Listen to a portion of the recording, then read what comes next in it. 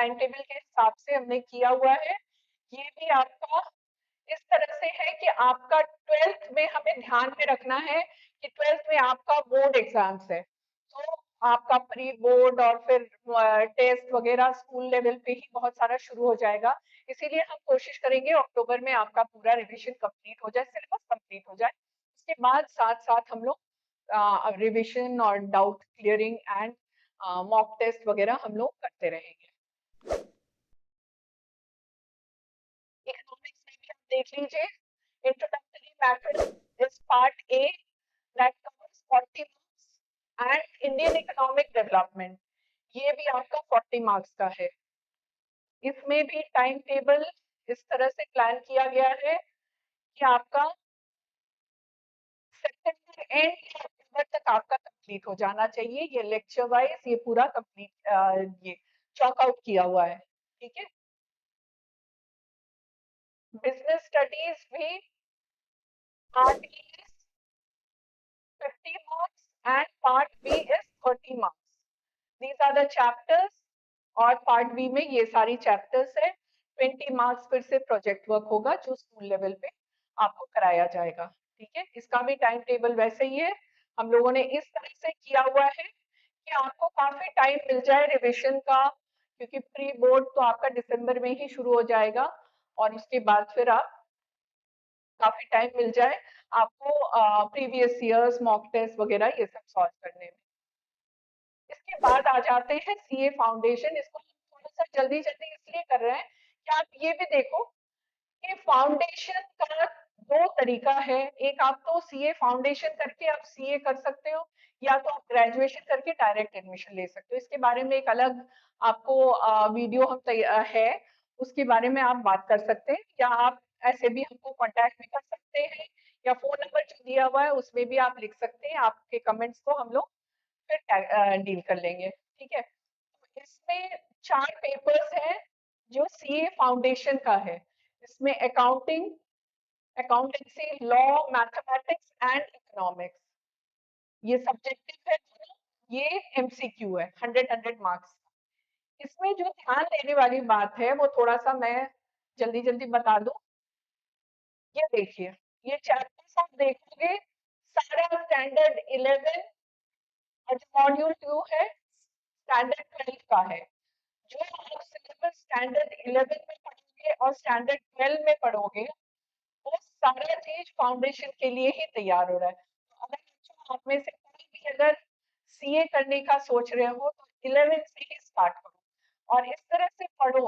11 का कॉन्सेप्ट और 12 का कॉन्सेप्ट इस तरह से पढ़ो कि आपको जैसे ही आप 12th पास करोगे, आपका रिजल्ट जैसे ही निकलेगा, आप उसके बाद ही मई में, रिजल्ट निकलने के पहले ही मई का एग्जाम हो जाता है फाउंडेशन का, तो आप उसके लिए तैयार रहो, ठीक है।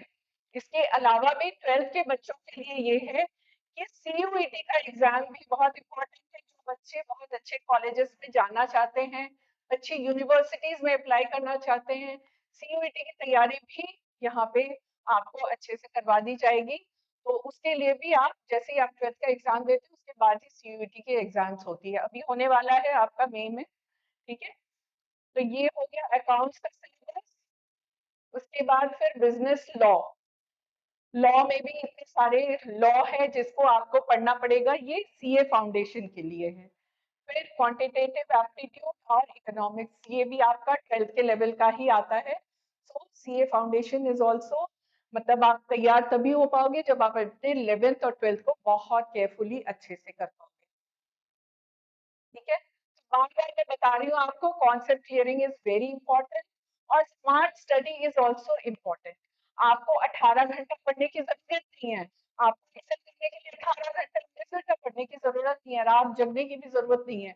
लेकिन आप जितना भी पढ़ोगे उसको रेगुलर, एक तो है रेगुलर आपको पढ़ना है, और कॉन्सेप्ट क्लियर करके अगर पढ़ोगे तो आप एंजॉय भी करोगे, अच्छे से समझ भी पाओगे। उसके बाद स्ट्रक्चर्ड सिलेबस अप्रोच जो आपको ब्राइट माइंड गुरुकुल देगा, उसके बारे में मैं आपको बता देती हूँ। यहाँ पे भी finish the entire syllabus by late October और अर्ली नवंबर। ये 11th के बच्चों के लिए है, 12th के बच्चों के लिए थोड़ा और जल्दी हो जाएगा ताकि उनको रिविजन करने का काफी मौका मिले। First revision November December, concept clarity, previous year questions. Second revision जनवरी फरवरी। फर्स्ट रिवीजन फेज में आपको कॉन्सेप्ट क्लियर बार बार बताया जा रहा है, इसीलिए कि आपके दिमाग में ये घुस जाए कि हमको कॉन्सेप्ट क्लियर करके ही पढ़ना है। नहीं समझ में आ रहा है तो पूछो, पूछो इसको, और अपना डिफिकल्टीज इसको सॉल्व करो। ठीक है, previous year questions, weight based focus. Second revision भी हमारा इसी तरह से होगा। तो for extra support we are always there. हमारे जो फोन नंबर्स हम दिए हुए हैं उस फोन नंबर्स पे आप हमें कांटेक्ट कर सकते हैं, और आपके डाउट्स, जैसे आप इन दोनों दिनों में आपने बहुत सारे बच्चों ने कमेंट्स किया है, अपनी क्वेरीज रेज किए, उसी तरह से हम चाहेंगे आप भी इस क्वेरीज को रेज करें। आपके कोई भी प्रॉब्लम्स होंगे, हम लोग सब समय हैं आपके डाउट्स को क्लियर करने के लिए। सो आई होप आप लोग को ये सिलेबस काफी अच्छे से समझ में आ गया होगा, और ये है भी, आपको यूट्यूब में मिल भी जाएगा।